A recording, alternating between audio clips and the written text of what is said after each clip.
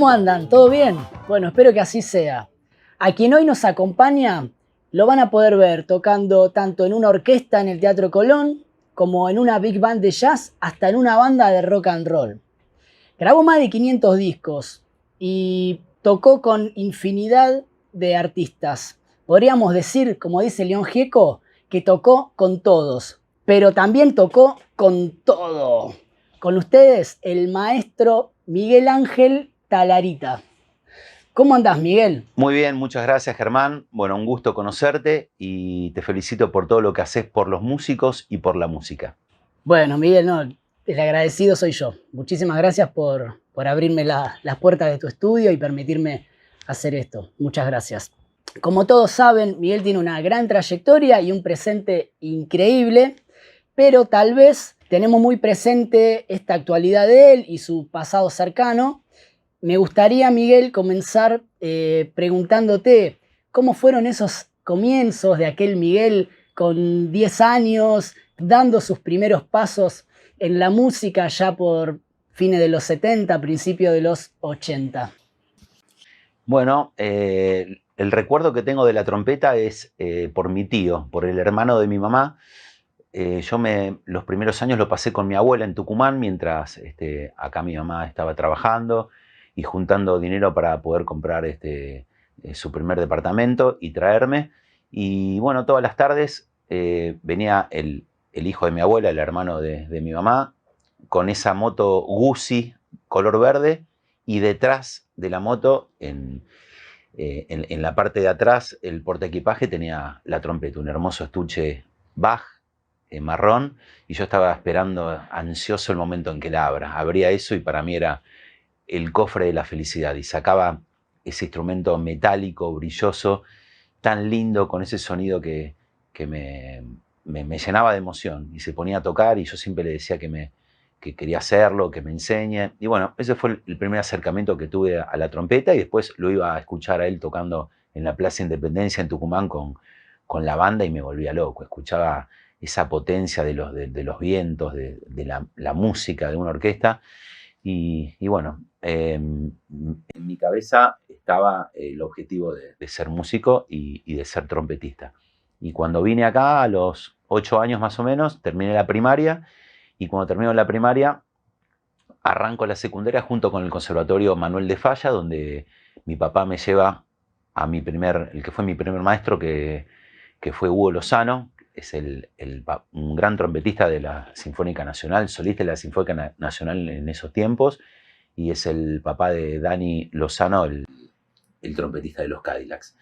Y bueno, también tomé un par de clases con mi viejo, pero bueno, fue muy, muy duro conmigo, y me llegó a decir que no tenía condiciones para la música ni para la trompeta, y que no pierda tiempo. Así que fue bastante duro viniendo de un ente tan grande como es el padre de uno, ¿no? Que te marca tanto en tu vida.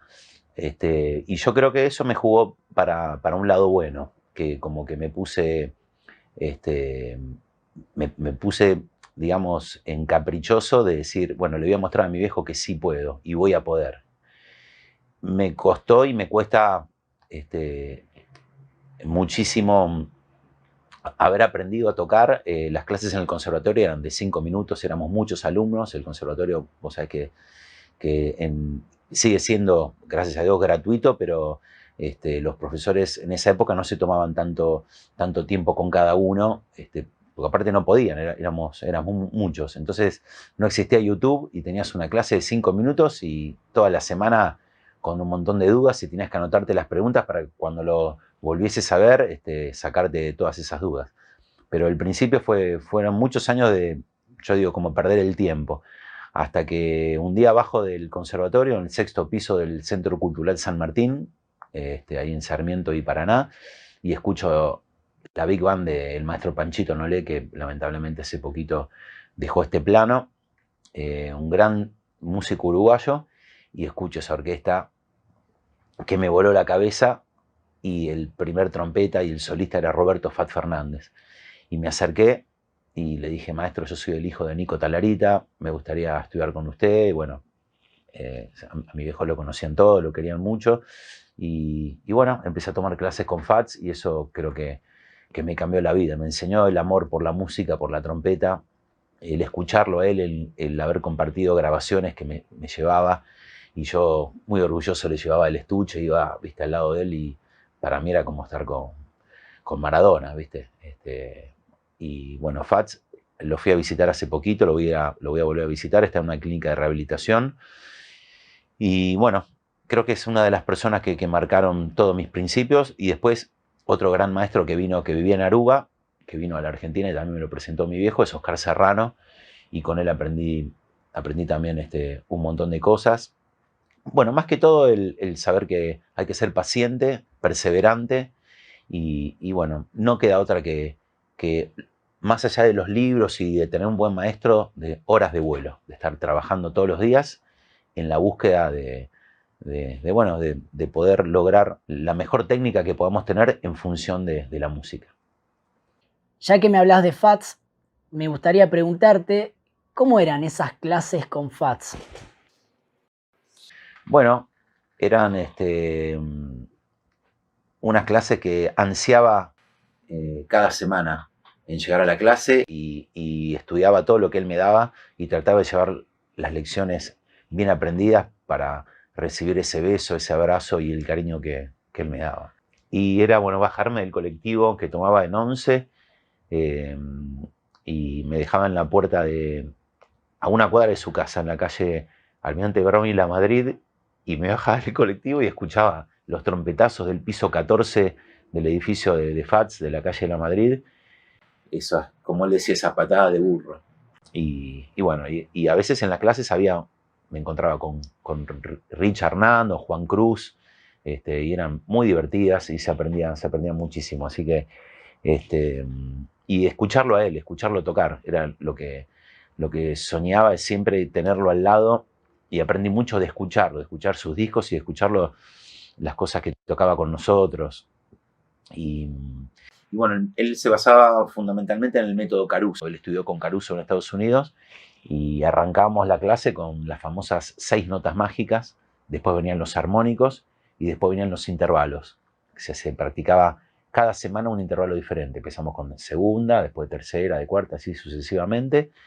Y cuando lograbas hacer todas esas semanas de intervalos, después venían un intervalo por día.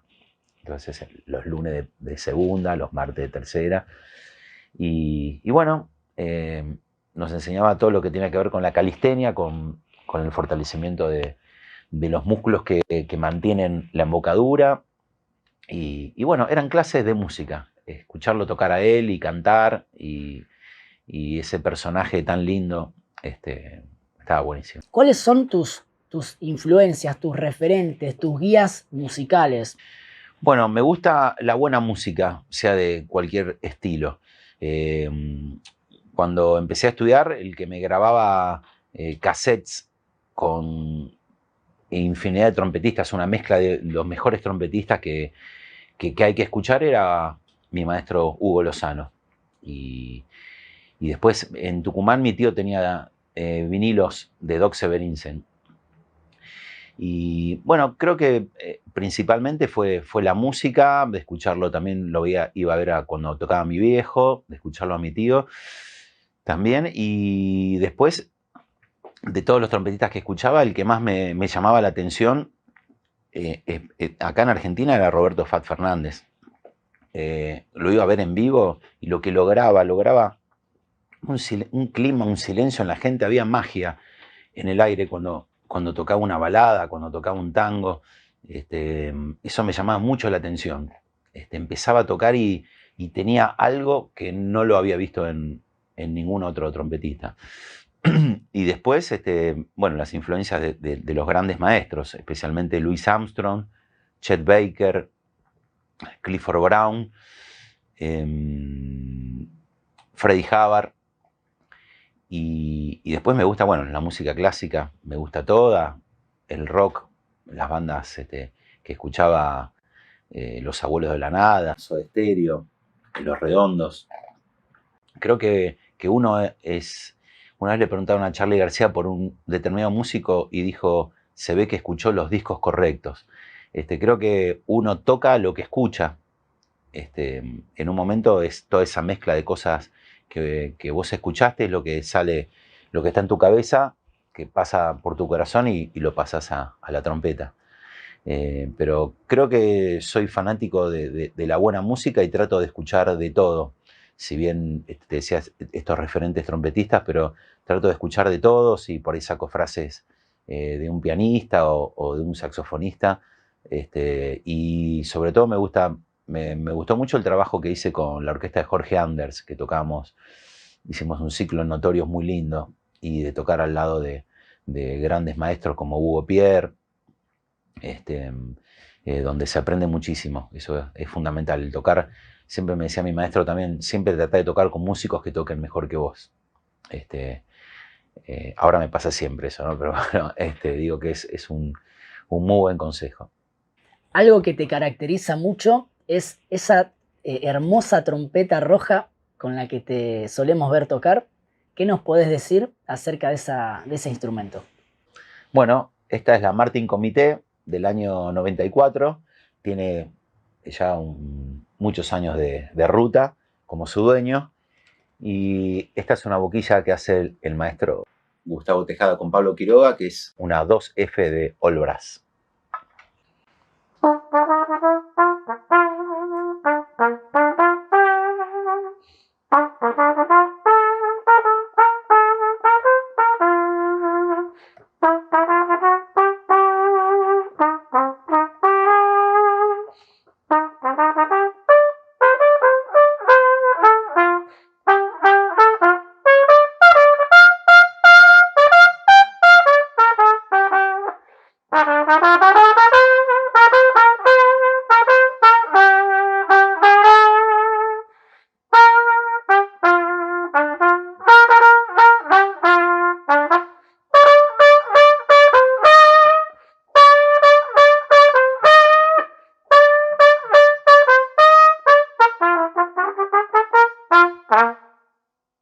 Bueno, el instrumento es buenísimo, es la mejor trompeta que tuve. Por suerte, porque no la pude probar. Me acuerdo que en el año 94 el que traía trompetas es un gran trompetista y amigo, que es Telmo Gómez, y Carlos Miralles las mandaba desde Los Ángeles. Y la primera gira que hago, nunca había salido del país, la primera gira la hago en el año 94 con Los Pericos. Me acuerdo que eran muchos shows en Chile. Había salido un disco que se llamaba Pampas Reggae, pega el tema Para Ti Mira, y bueno, me incorporo a la banda como músico sesionista, como músico invitado, y bueno, con esa gira vuelvo, lo llamo a Telmo Gómez y le digo, encargame la Martin Comité, y con mi nombre grabado, igual que un video que vi de Miles Davis. Me encanta esa trompeta. Me encanta la estética de la trompeta. Me gusta, bueno, viste que un artista, un músico, el artista es cómo camina, cómo come, cómo se mueve, cómo habla, y la estética me parece algo también, para mí, ¿no? Algo fundamental en cómo uno se quiere ver, que también que es la mirada de los demás, pero cómo yo me quiero ver. A mí me gusta el instrumento que brille y que sea rojo. Y que por supuesto que suene bien también. Cuando llegó esa trompeta quedé alucinado y la sigo tocando hoy en día, y me la siguen manteniendo los grandes luthiers de nuestro país, como Gustavo Tejada y Pablo Quiroga de All Brass, y también mi gran amigo y a que admiro mucho, el maestro Marcelo Roig, que son, bueno, unos luthiers de primera. Y bueno, la trompeta la sigo tocando hoy en día y es de las trompetas que a mí más me gustan. ¿Qué tan importante es el equipamiento para vos? Tanto la trompeta como la boquilla y demás accesorios que uno puede llegar a necesitar usar. Bueno, te decía, tuve la suerte de que esa estética de la Martin Comité, que me gustaba a mí, que sea roja, tuve la suerte de que me gustó mucho el sonido, me siento muy cómodo con su peso, con la máquina. Principalmente creo que sentirse cómodo, encontrar, y la boquilla tiene que ver como cuando te vas a comprar un calzado, te vas a poner unas zapatillas, caminás un poquito todo, y si te sentís cómodo después, bueno, después puedes empezar a caminar y a correr. Con la boquilla me parece eso. Hoy en día pienso mucho en el trabajo que hago de la boquilla para atrás. Me parece que el cuerpo es nuestra caja de resonancia y todo lo que pasa internamente tiene muchísimo que ver. Por supuesto que una buena boquilla, que te sientas cómodo, y aparte tenemos la suerte de tener gente como Olbras, que fabrica boquillas, y tenemos un lugar donde ir a probar con tranquilidad, todo tipo de boquilla para cualquier tipo de trabajo. Pienso eso, que es muy personal y es encontrar algo que uno se sienta cómodo, y después yo no me preocuparía por seguir buscando. Yo me preocupo más por seguir estudiando y buscándole la vuelta para tocar más fácil y hacer de esta profesión algo lindo y que uno disfrute. Miguel, hablando de estudio, ¿cómo sería un día de estudio, una jornada de estudio de trompeta de Miguel Ángel Talarita? Bueno, trato de estudiar todos los días, y además los días que doy clases toco siempre al lado de los alumnos, así que estoy practicando constantemente.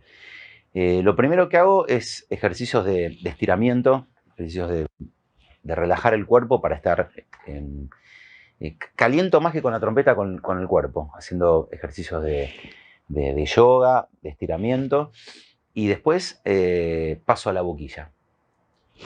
Hago un par de ejercicios con la boquilla, jugando un rato haciendo...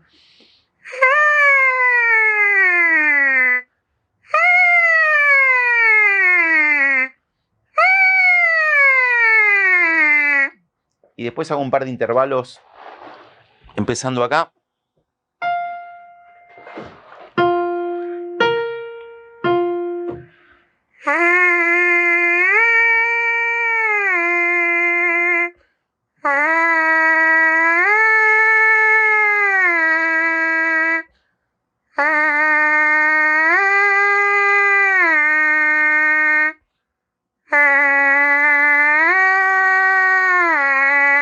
Etcétera, hasta el do, ¿no?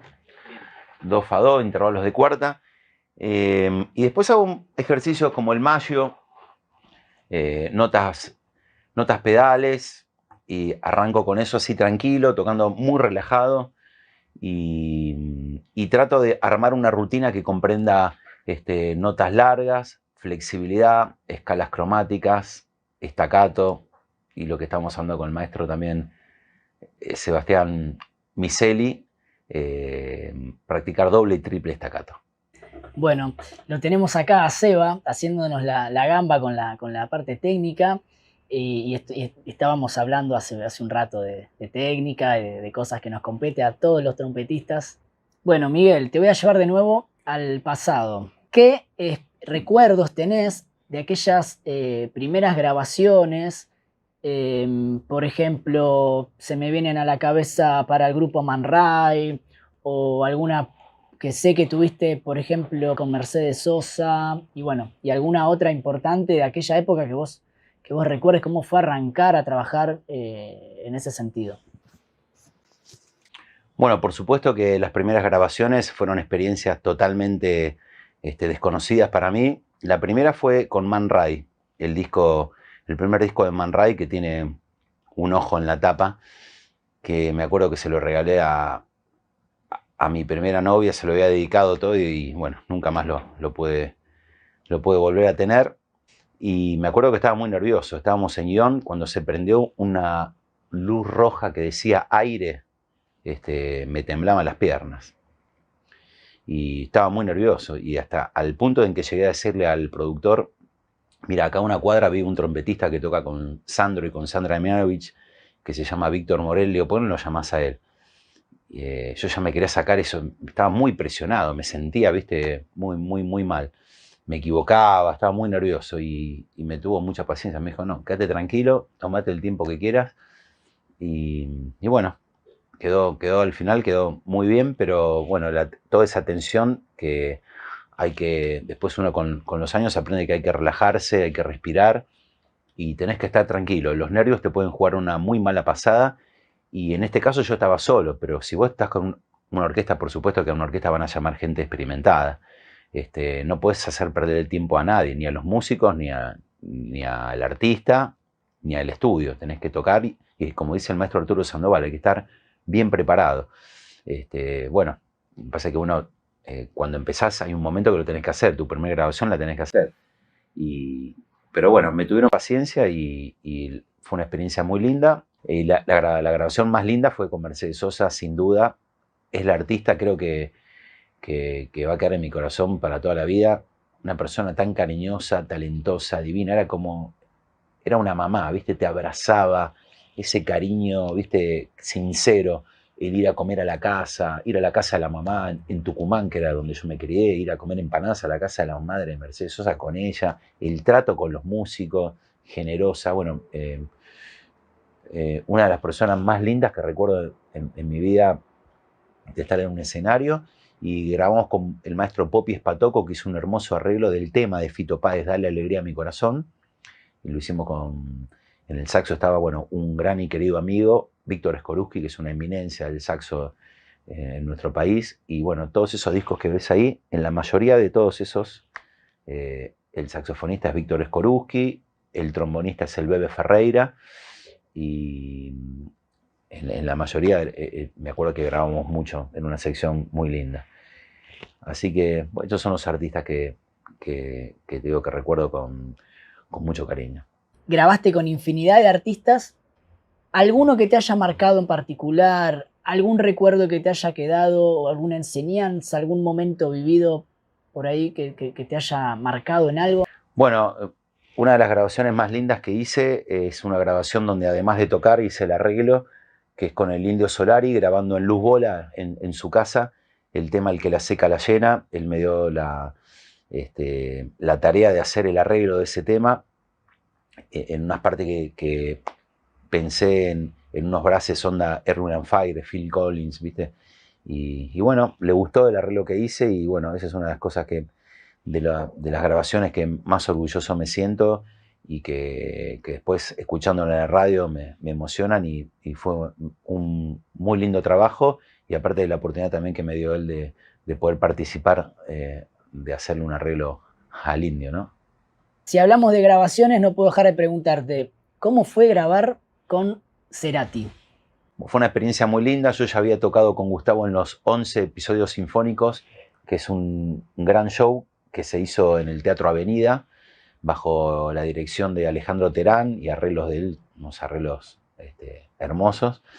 Y bueno, una persona con la que tengo también el recuerdo, como te decía, lo que había pasado con Mercedes Sosa, una persona muy musical, culta y muy buen tipo. Así que había un ida y vuelta todo el tiempo, de buena onda y fue hermoso grabar eso. Y aparte, ese tema el tema se llama He visto a Lucy. Es el último tema de Fuerza Natural, que termina con un clúster, que es un acorde que van haciendo los vientos, y termina en fade out, se va yendo el tema. Y él nos decía, el próximo disco que voy a grabar, que lamentablemente nunca se pudo hacer, van a entrar los vientos en un fade in, entrando con ese acorde, y ahí va a empezar la canción que él tenía pensado componer o que ya la había compuesto. Así que, bueno, fue una experiencia hermosa con recuerdos más lindos. ¿Escuchaste a Fats, el primer disco? Cuando toca, bueno, yo lo imito mucho, trato de imitarlo el vibrato y cómo lo toca. Sueños de ayer.